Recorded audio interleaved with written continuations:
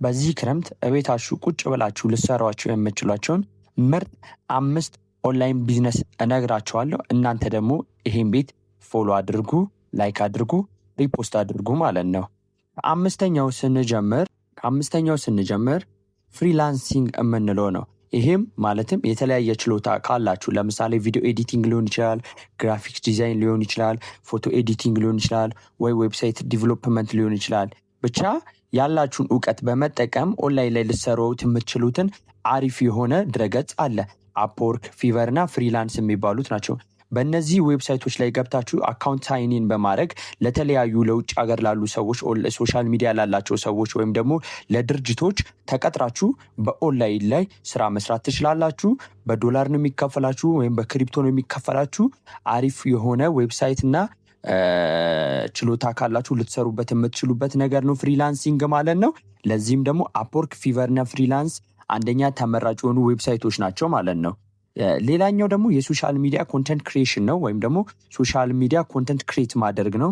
ማለትም በዩቲዩብ እና በቲክቶክ ወይም በቴሌግራም በተለያዩ ሶሻል ሚዲያዎች ላይ ኮንተንት ክሬት እያደረጋችሁ በመስራት በስፖንሰርሺፕ እና ወይም ደግሞ በሽያጭ ኮሚሽን በማግኘት ገንዘብ ገቢ ማድረግ ነው። ለምሳሌ በዩቲዩብ ላይ ቪዲዮዎችን ክሬት እያደረጋችሁ በምትሰሩበት ታይም ላይ ዩቲዩብ የራሱ የሆነ የሚከፍልበት መንገድ አለው፣ በኦንላይን የሚከፍላችሁ መንገድ አለው። ስለዚህ ኦንላይን በመስራት ዩቲዩብ ላይ ቪዲዮ በመልቀቅ ሊሆን ይችላል፣ ትምህርታዊ ቪዲዮ ሊሆን ይችላል፣ የተለያዩ ነገሮችን በመልቀቅ ኦንላይን ላይ ገንዘብ መስራት ትችላላችሁ በዩቲዩብ ማለት ነው። ቲክቶክ ላይ ደግሞ የተለያዩ ኮንተንት ክሬት በማድረግ ቪዲዮ እየሰራችሁ ለድርጅቶች ለተለያዩ ሰዎች ማስታወቂያ በመስራት ገንዘብ ታገኛላችሁ ማለት ነው። ሶስተኛው ደግሞ ቴሌግራም ነው። ቴሌግራም ላይ ማለትም ቻናል ሊሆን ይችላል ወይ ግሩፕ በመክፈት ኦንላይን እቃዎችን በመሸጥ ለሰዎች ኦንላይን እቃዎችን በመሸጥ ገንዘብ መስራት ትችላላችሁ ማለት ነው። ሌላኛው ደግሞ ሶስተኛው ደግሞ ቨርቹዋል ኢንስታንት የሚባለው ነው፣ ወይም ደግሞ ቨርቹዋል አሲስታንስ የሚባለው ነው ማለት ነው።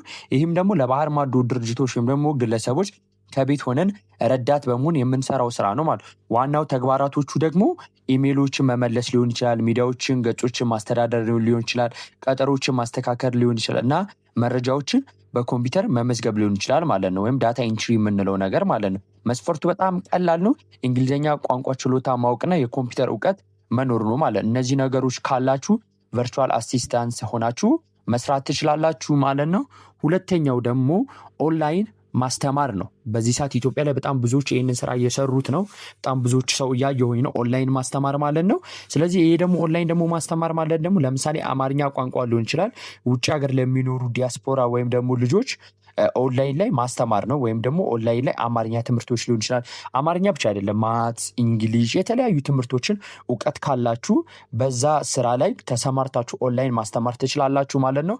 ለዚህም ደግሞ ዌብሳይታቸው አይቴክ እና ፕሪፔርሊ የሚባሉ ዌብሳይቶች ላይ ገብታችሁ ሳይኒን በማድረግ እነዚህ ኦንላይን ትምህርቶችን ማስተማር ትችላላችሁ ማለት ነው። የመጀመሪያውና አንደኛ ደረጃ ላይ ያስቀመጥኩላችሁ ፎሬክስ ትሬዲንግ ወይም ደግሞ ክሪፕቶ ትሬዲንግ ነው።